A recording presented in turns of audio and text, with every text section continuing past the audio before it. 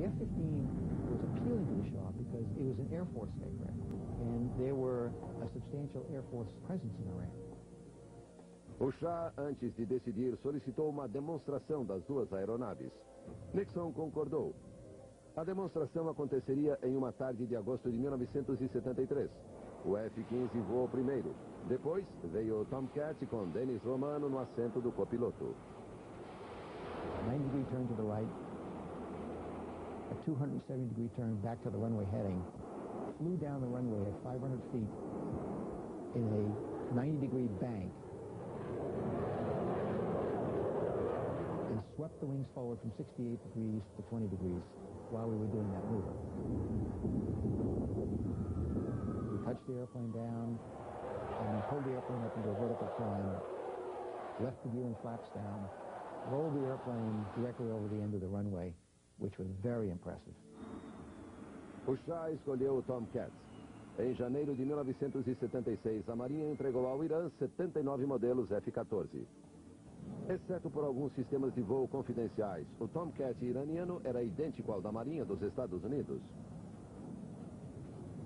Os técnicos da Grumman e os pilotos da Marinha eram responsáveis pelo suporte técnico e pelo treinamento. No início de 1979, porém, a crescente instabilidade no Irã resultou na deposição do Shah. Ele foi substituído pelo governo radical fundamentalista islâmico do Ayatollah Khomeini. 79 dos melhores jatos de caça do mundo passaram a estar nas mãos do inimigo. Mas em agosto daquele ano, os aviões foram misteriosamente sabotados, de modo que não pudessem mais disparar mísseis. Até hoje ninguém sabe quem foram os responsáveis, mas alguns suspeitam dos técnicos da Grumman. The rumor that I heard was that it took some of the electronics as they were leaving. I do not know whether that's a fact or not.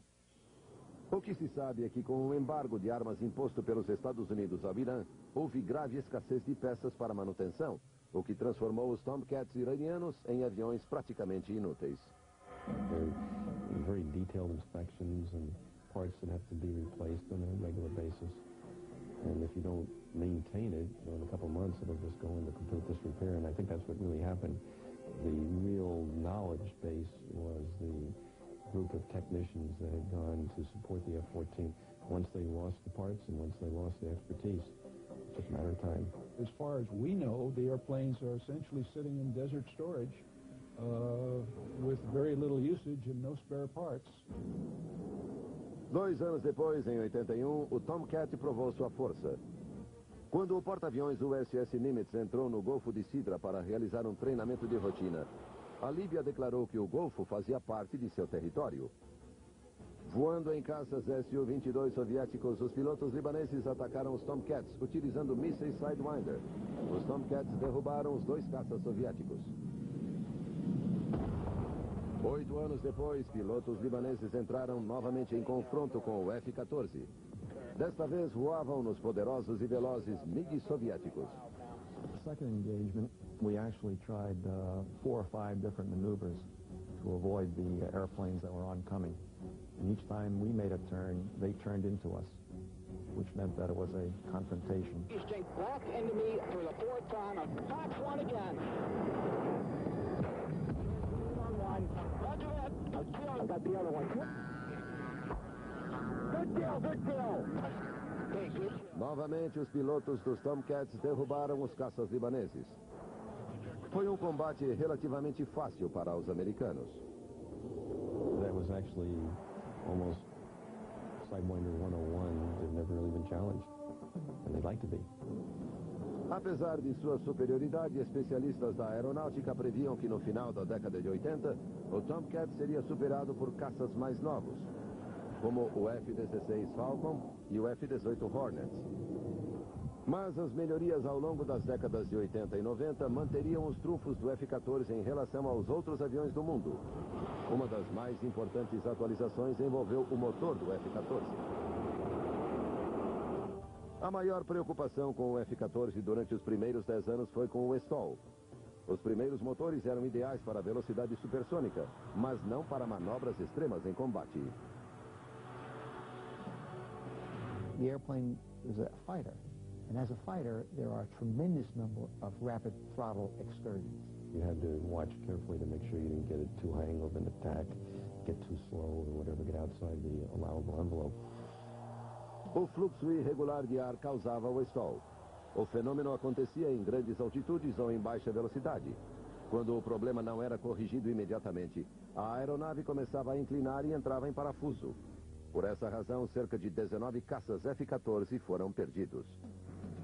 Os novos motores da GE instalados em 1984 permitiam que o piloto voasse em ângulos de ataque extremos e manobrasse sem se preocupar com o stall. The GE F-110 engine really provided the thrust and the performance to the airplane that it had been originally designed for. The GE engine increased the afterburning thrust, the total thrust in the airplane, from about 21,000 to over 28,000. This is about a 40% increase in thrust. It also provided a computer fuel control, which gave us stall-free operation throughout the envelope. No começo da década de 90, o radar e a aviônica foram incrementados. O sistema digital de radar introduzido em 1990 deu ao Tomcat a incomparável capacidade de rastrear alvos a mais de 300 km de distância em praticamente qualquer altitude. The ATG radar kind of brought it from an Oldsmobile to a Ferrari, so to speak, in avionics. O novo sistema de busca e rastreamento por infravermelho instalado em 90 permite ao piloto ver inimigos a 480 km de distância a partir de uma fonte de calor. O sistema Lantern, que adicionou ao F-14 armas guiadas por laser, foi instalado em 95. Em 1996, os Tomcats começaram a utilizar essa tecnologia na Bósnia, quando lançaram bombas inteligentes sobre alvos do país. A inovação lhes valeu o apelido de Bombcats. O F-14 original tinha apenas 3 processadores de computador. A versão mais nova possui 33. So you always had your main central computer. Now you have distributed processors all over the airplane doing all kinds of calculations. O número inclui o sistema digital de controle de voo, que impede que o avião entre em parafuso. Todos esses avanços acabariam sendo valiosos na nova guerra enfrentada pelos Estados Unidos. Em 2001, no Afeganistão, os pilotos de F-14 muitas vezes voavam 2 missões por dia. Mas os caças F-14 são tão bons quanto seus pilotos. Aqueles que controlam os Tomcats são indiscutivelmente os melhores do mundo.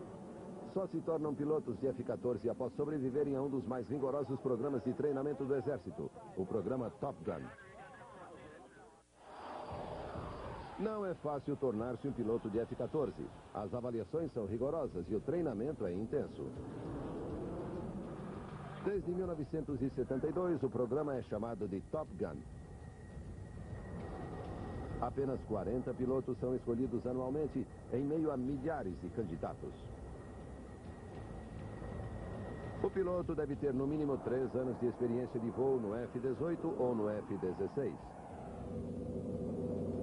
Cada aspecto da experiência do piloto é levado em consideração. Isso inclui também sua ficha de combate. It would see how you did in a dogfight, how you did in air combat maneuvering. I mean, you built a reputation in an air when... O tempo de reação do piloto e sua habilidade em controlar o avião em situação de perigo são avaliados. O candidato precisa dominar uma série de manobras para se qualificar como Top Gun.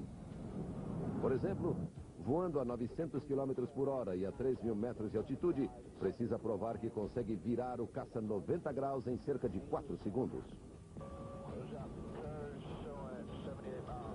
Tactical ability and air sense and aviation skills. That's entirely what it's based on.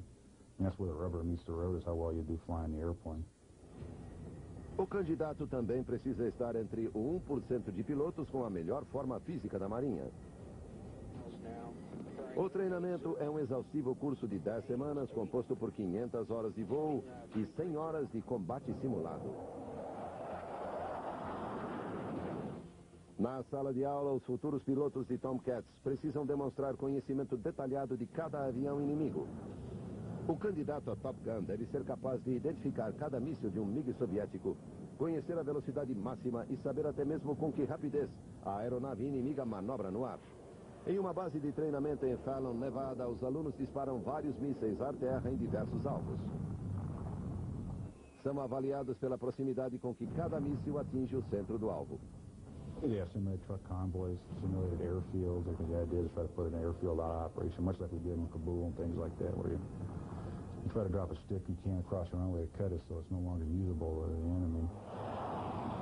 O ponto alto do treinamento é o Alpha Strike, em que cada aluno enfrenta seu instrutor em um combate simulado. Os instrutores atacam em formações de F-14, testando a habilidade do candidato para derrubar aviões inimigos. Os instrutores voam em F-16, F-18 e, mais recentemente, em MiGs soviéticos. Your primary target mission is to destroy your air-to-ground target and do that while avoiding enemy fighters. If they're in between you and the target area, then you're going to have to destroy the enemy fighters. You end up with a sweep going through of 20, 30 good guys versus 20, 30 bad guys. You end up with 40, 60 airplanes in this one piece of sky. Fights on, you know. That's part of the graduation exercise.